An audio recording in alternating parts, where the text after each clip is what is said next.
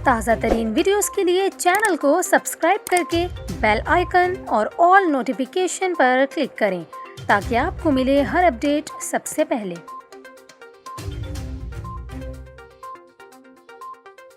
और यहाँ पर आपको ख़बर दें, महकमा तालीम सिंध ने सूबे भर में तालीमी इदारों में तातीलात के हवाले से अहम ऐलान कर दिया। सिंध भर के स्कूल्स और कॉलेजेस में सर्दियों की तातीलात का ऐलान कर दिया गया है। सिंध के तालीमी इदारों में सर्दियों की छुट्टियाँ 21 दिसंबर से 31 दिसंबर तक होंगी। महकमा तालीम सिंध के मुताबिक सूबे के तमाम स्कूल्स और कॉलेजेस 1 जनवरी से खोले जाएंगे।